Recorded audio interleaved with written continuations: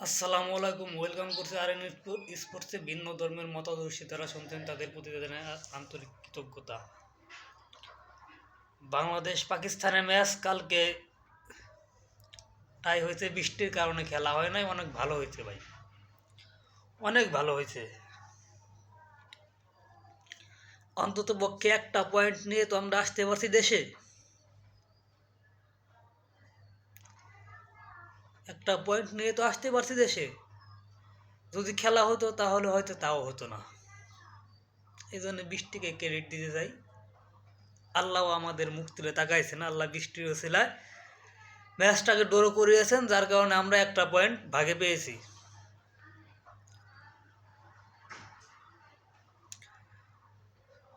কি বলবো ভাই, হতাশ, শুধুই হতাশ। হতাশা তার আর কিছুই নাই।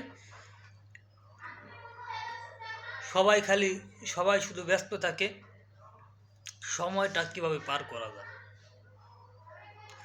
ভাই, আফগানিস্তানের মতো একটা টিম, যারা আমাদের অনেক পরে ইন্টারন্যাশনাল ক্রিকেটে ডেবু করে, তারা আজকে ইংল্যান্ডের মতো দলকে হারিয়ে দেয়। ইংল্যান্ড ভাই জাতা কথা না ভাই, ইংল্যান্ডের মতো দলকে হারিয়ে দেয় আমাদের পরে ক্রিকেটে ডেবু করে। ভাই ভাবা যায় ভাই, একজন প্লেয়ার 177 রান করে। কই, আমাদের তো নাই তেমন কেউ। আমাদের যারা আছে একশোর উপরে, যারা 100-র উপরে ব্যাটিং করতে এই মুহূর্তে অ্যাবিলিটি আছে, তারা কেউ ছিলেন না। একজন তো স্কোয়াডে ছিলেন না, আর একজন স্কোয়াডে ছিলেন বাট খেলেন নাই।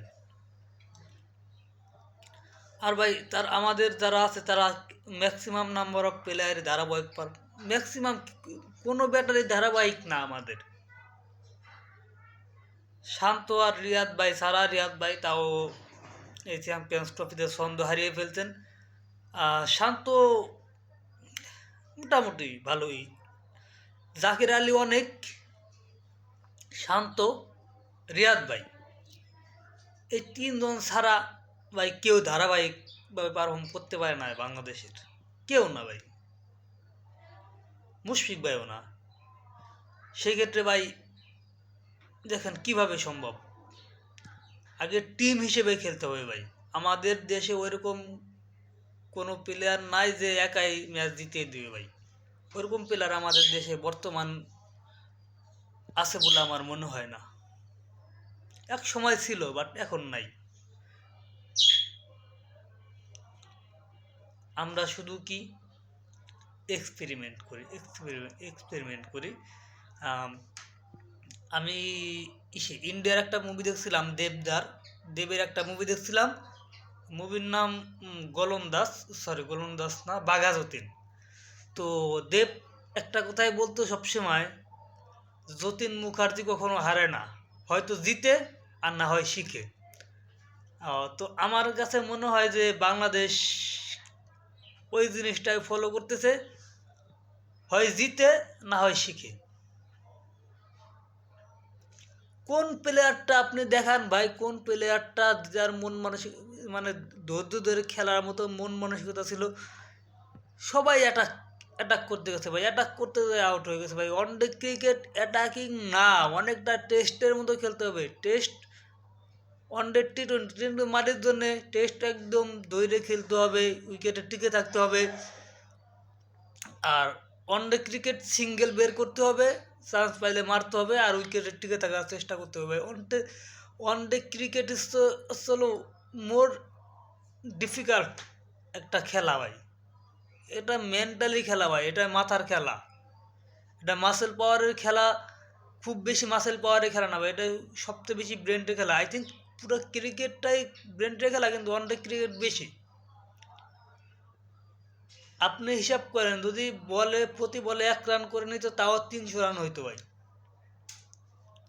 হিসাব করেন, আপনি 280 করতেন, তাও যা হচ্ছে ভাই 181টা ডট বল করছে। 81টা যদি সিঙ্গেল হইতো তাও ভাই 300-র উপরে স্কোর হয়। যাই হোক ভাই, আমাদের ক্রিকেট অবকাঠামো কবে উন্নতি হবে আল্লাহ পাক ছাড়া কেউ ভালো জানে না। তো আমরা তো জানি না এত টাকা বিসিবির, এত কিছু, এত টাকা দিয়ে করবে কি বিসিবি? ভালো মানের প্লেয়ার তৈরি করতে পারে না, তার টাকা দিয়ে কী হবে? যে ক্রিকেট থেকে এত টাকা আসে সেই ক্রিকেটই তাদের ভালো না, টাকা দিয়ে কী হবে? শুধু টাকা খোঁজে, শুধু টাকা। যাই হোক দর্শক, যা হওয়ার তা তো হয়েছেই, এটাই কপালে ছিল। আমরা হয়তো জিতি না হয় শিক্ষিত, আমরা শিখতেছি, শিক্ষাতে দিন শেষ হবে সেদিন ক্ষেত্রে আমরা আবার হয়তো বা হেরে গেলে বলবো যে হারা। তাছাড়া শিখতেছে, শুধু শিখতেছে, আমাদের ইমপ্রুভ হইতেছে। যাই হোক দর্শক, এন্টার ভিডিওটা নিয়ে আপনাদের যদি কোনো মন্তব্য মতামত থেকে থাকে অবশ্যই কমেন্ট বক্সে জানাবেন। ফেসবুক পেজ থেকে যারা দেখছেন অবশ্যই পেজটাকে ফলো দিবেন, ভিডিওটাতে লাইক দিয়ে ভিডিওটা শেয়ার করে দিবেন। ইউটিউব চ্যানেল থেকে যারা দেখছেন অবশ্যই চ্যানেলটা সাবস্ক্রাইব করে দিবেন এবং বেল বাটনটা অন করে দিবেন, যাতে সকল মুহূর্তে সমস্ত আপডেট আপনাদের কাছে পৌঁছে যায়। ধন্যবাদ সবাইকে।